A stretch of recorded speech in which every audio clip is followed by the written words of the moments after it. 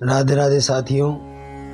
इस बार होली को लेके सभी के मन में कई संशय है और चूंकि केंद्र सरकार की तरफ से जो होली की छुट्टियां निर्धारित की है वो होलिका दहन की 3 तारीख की और जो होली धुलंडी खेलने का जो दिन है वो 4 तारीख का घोषित किया है। अब राजस्थान की बात करें तो राजस्थान में जो पंचांग अनुसार या फिर पूरे जो अपने भारत के पंचांग है उसके अनुसार अगर होली देखी जाती है तो पंचांग में 2 तारीख की होली और 3 तारीख की धुलंडी भी बताई गई है। और पंचांग अगर शुद्धि के हिसाब से अगर दोनों का तालमेल बैठाते हैं तो गणित कहीं भी स्पष्ट नहीं कर पाती कि होली का त्योहार कब मनाएं। आज हम आपको वीडियो के माध्यम से होली का निर्णय कब है, होली धुलंडी कब है और इसे जो होली दहन का जो समय है वह भी आपको बताएंगे। होली का दहन का जो दिन है उस दिन विशेष क्या है, क्या उस दिन होली जलाई जा सकती है और नहीं जलाई जा सकती तो क्यों नहीं जलाई जा सकती, इस सब के बारे में एक विस्तृत जानकारी मैं आप लोगों के सामने उपस्थित करने की कोशिश करूंगा। कृपया करके वीडियो को अंत तक देखें। अंत में आपके लिए एक फलादेश है जिसमें राशि अनुसार भाग्य का विवरण बताया है, वो आपको वीडियो के अंत में स्वतः ही मिलेगा। तो वीडियो प्रारंभ करते हैं। सबसे पहले तो बात करें अगर मार्च 2 तारीख की 2026 तो उस दिन जब प्रदोष काल रहेगा। अब होता क्या है, हमारे धर्म के अनुसार जब हम किसी भी कार्य को करते हैं जो कि गोधूली समय में आता है उसको हम प्रदोष काल पर निर्णय लेकर करते हैं। अब जिस तारीख को अर्थात 2 तारीख को अगर होलिका दहन का समय रखते हैं तो उस दिन जो प्रदोष काल है उस प्रदोष काल के समय उस समय भद्रा है और ये जो भद्रा है ये पृथ्वी की भद्रा है। भद्रा 3 प्रकार की होती है, स्वर्ग की भद्रा, पृथ्वी की भद्रा और नाग की भद्रा। जान लीजिए भद्रा के शुभ और अशुभ किस अवस्था में है। अगर भद्रा स्वर्ग की है तो शुभ है, अगर भद्रा पृथ्वी की है तो अशुभ है और भद्रा अगर नाग की है तो भी शुभ है। 2 तारीख को जो भद्रा पड़ रही है वह भद्रा पृथ्वी की भद्रा है जो कि अशुभ है। अब इस निर्णय को अगर इस प्रकार माने हम तो होलिका दहन का जो दिन होगा वह 3 मार्च होगा। अब 3 मार्च में भी एक संशय है, उस दिन चंद्र ग्रहण है और वो भी खग्रास चंद्र ग्रहण, पूर्ण चंद्र ग्रहण है जो कि पूरी पृथ्वी पूरे भारत में दृश्य रहेगा, पूरे भारत में दिखेगा।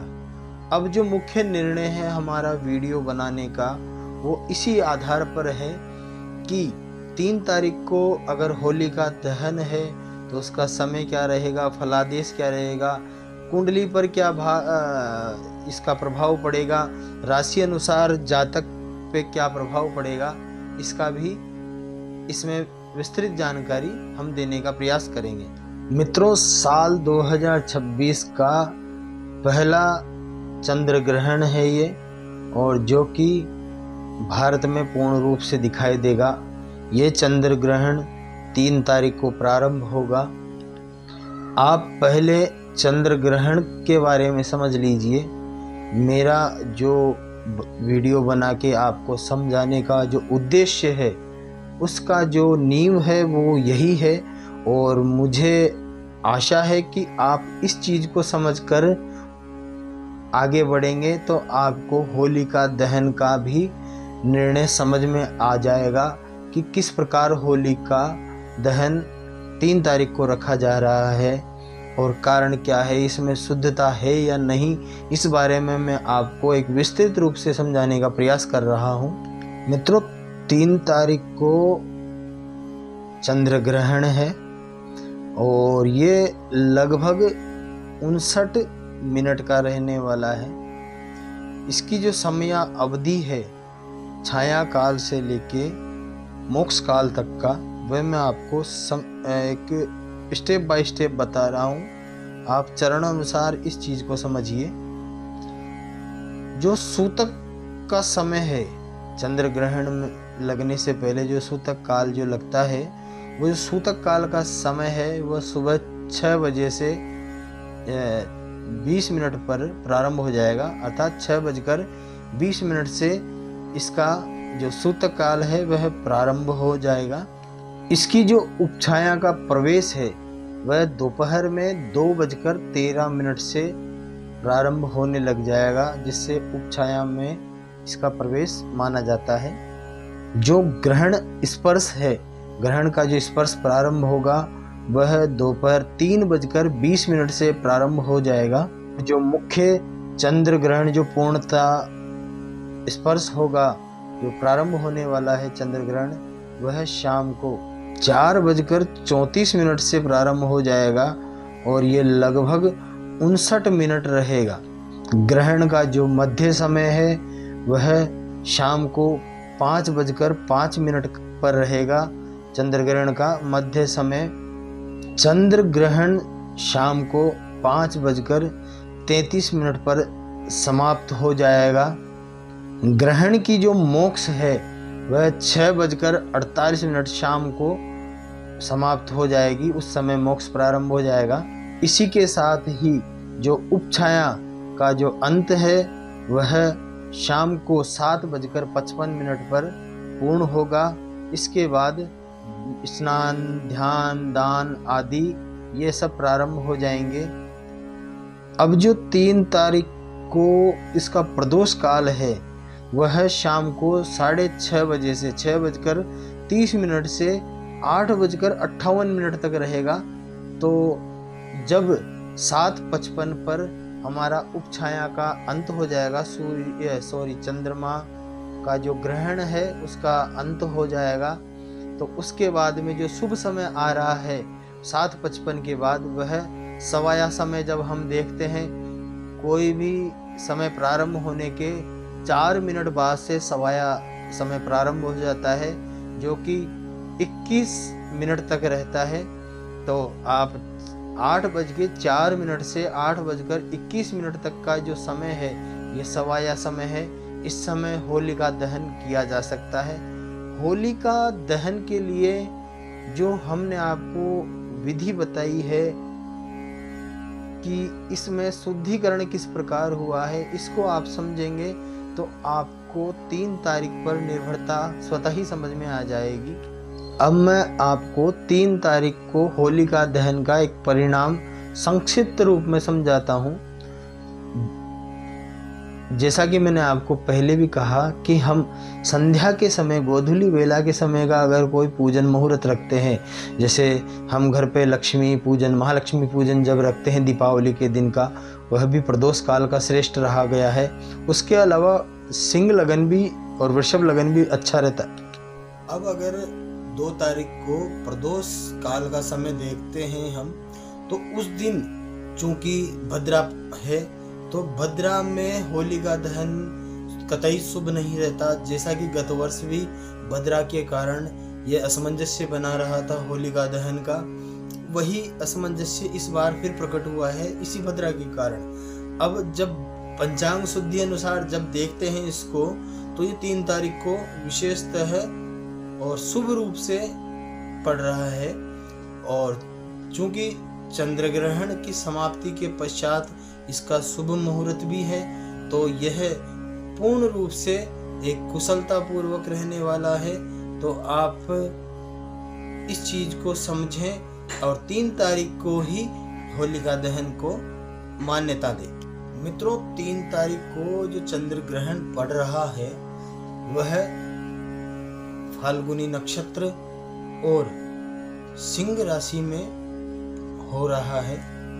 पूर्वा फाल्गुनी नक्षत्र और सिंह राशि में जन्मे जो जातक हैं उनके लिए यह कष्टकारी भी है, पीड़ादायक भी है और मानसिक तनाव उत्पन्न करने वाला ग्रहण है।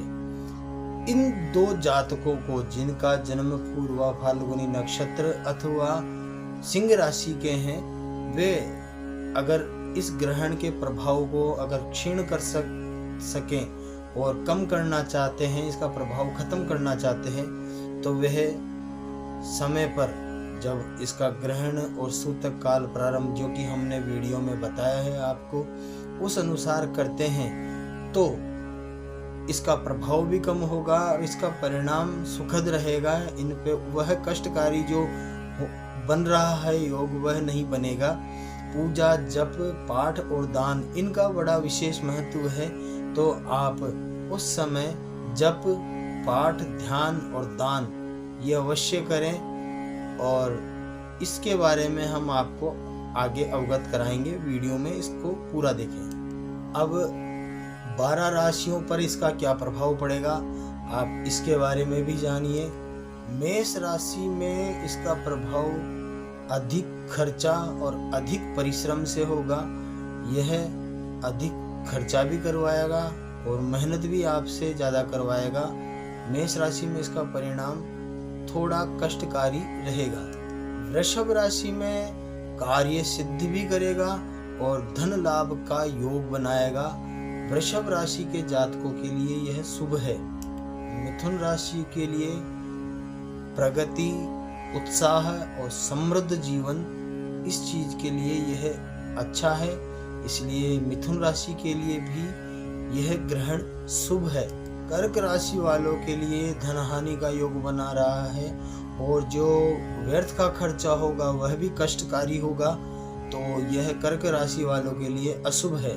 सिंह राशि में चोट का भय, शारीरिक चोट का लगना, धन हानि इनका योग बनता है, तो इसलिए सिंह राशि के लिए यह अशुभ है।